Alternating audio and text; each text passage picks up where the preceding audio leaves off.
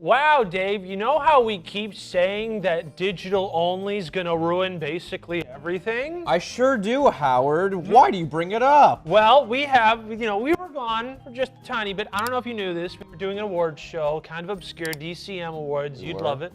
Apparently, that's what the mass media wants to tell you. This is news to me. Yeah. So while we were gone, apparently a lot of bad things happened. Such as Best Buy getting rid of their whole entire physical DVD and Blu-ray section. Lovely. That's the only reason I ever went to Best Buy, was to get physical media. Yep, and now they're getting rid of that in stores.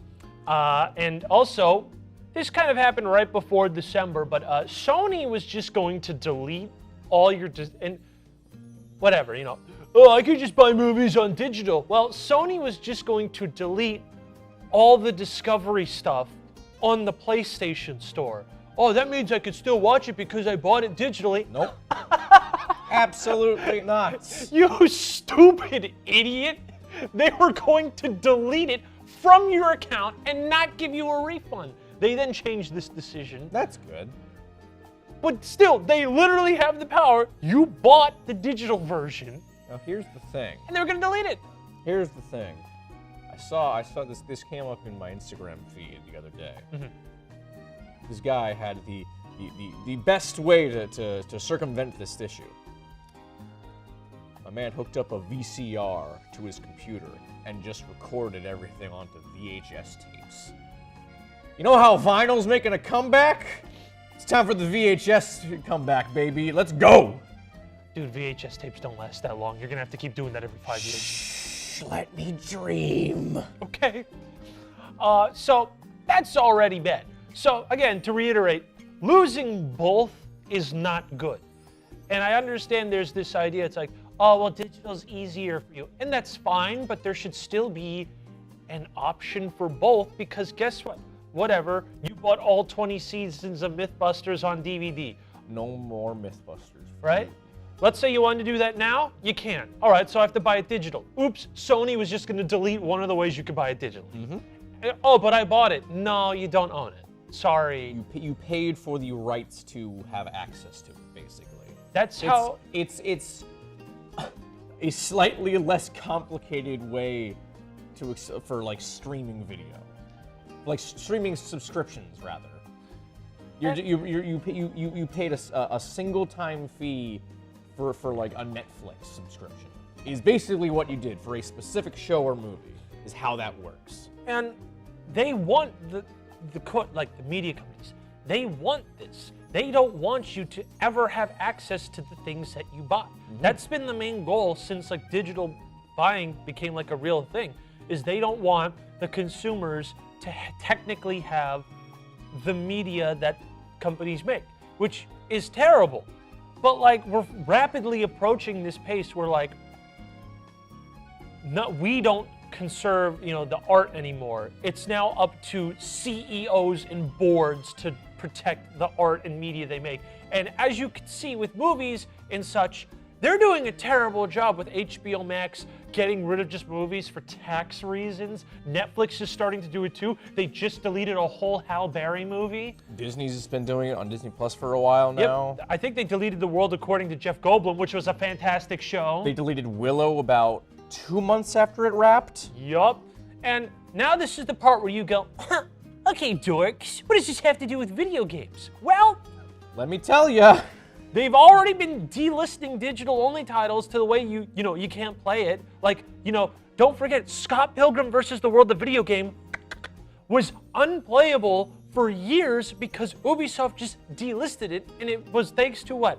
The Netflix show coming back and like just a wave of rebranding that Ubisoft decided to relicense the game and port it.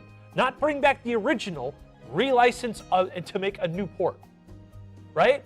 And this just came out as a leak, but apparently Walmart's going to be destroying physical copies of Starfield. Destroying. Not just like taking off shelves, destroying. Yeah. So, like, this is what we mean. Like, and guess what? What happens 10 years down the road when the Xbox store shuts down? How are you going to get Starfield? Why would you want to get Starfield for Okay, one? But... imagine a good game we're talking about here. Yes, let's use a better example Yeah, here. Halo 2. So there we go. Imagine if just one day the Microsoft Store shut down and you can't do Halo 2. Oh, I'll just get a physical copy. Well, because no one's making physical copies and no one's buying physical copies, there is none. One of the best reviewed games of last year, Alan Wake 2, is not available physically. You can only get it digitally. Yeah, and you know what? And maybe oh, if it's physical, and this is when the argument comes in. It's like, oh, if it's physical and I missed buying it, it's going to be $100. Yeah, because the used game market, everything about buying a video game right now is in the tank for so many reasons. And the answer of just digital only is not the right way to go about it. Yeah. And again, like, the Microsoft 360 store is going to shut down soon. They were the pioneers of digital releases, and it's shutting down. The pioneer of digital video game releases next to Steam is going to shut down. That's like for the comics industry, if like Marvel Comics were to go under. That's not going to happen, obviously, but to give you an example of where we are in that space.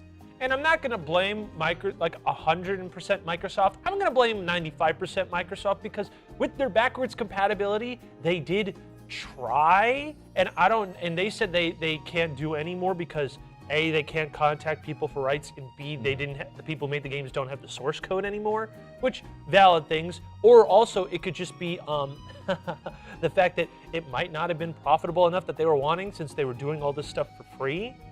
Which True. You could say that it's an argument, considering apparently, Hi-Fi Rush, their most popular game last year, doesn't have a physical release.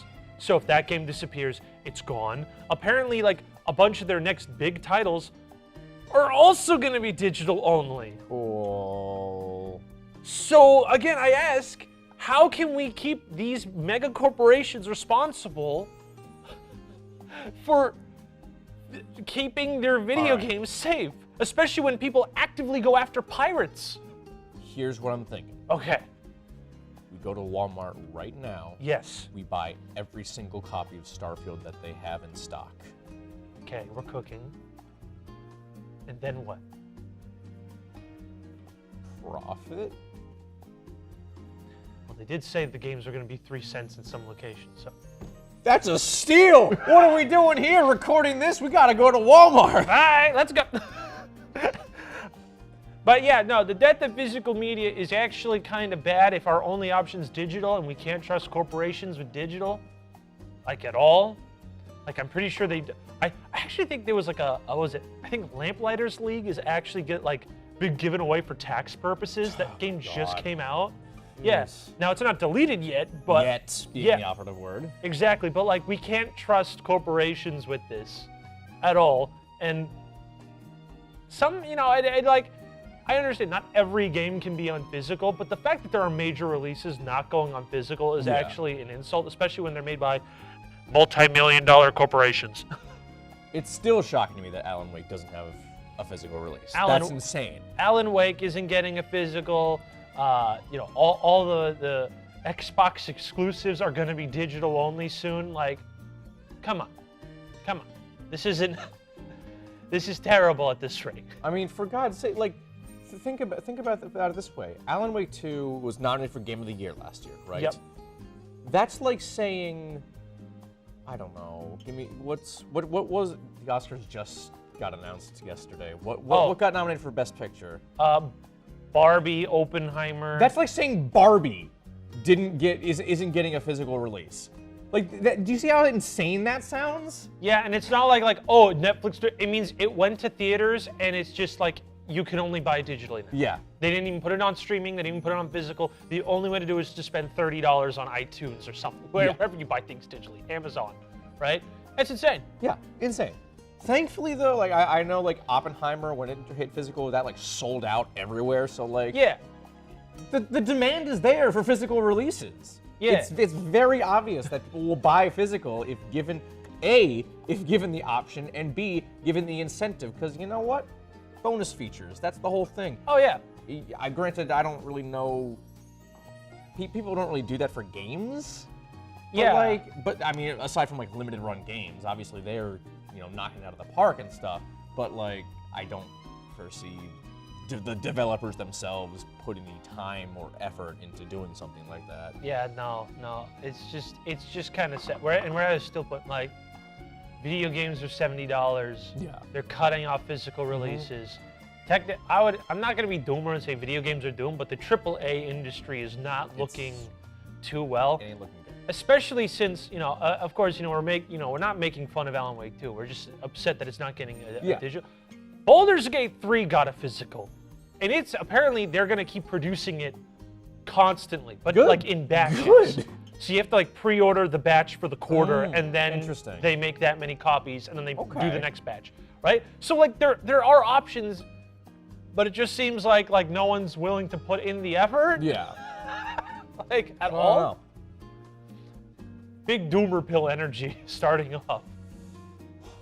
Remember last time we did an episode and I complained that everything we covered last year was all bad stuff? Yeah. We're not off to a good start for this year. Yeah, I know. Don't worry. I skipped all the layoffs, so we're not covering that because that's even more. Oh, yeah. Over, what was the stat I read? Over 100,000 employees over the past year got laid off. Oh. Yeah. Speaking of things that died. Oh.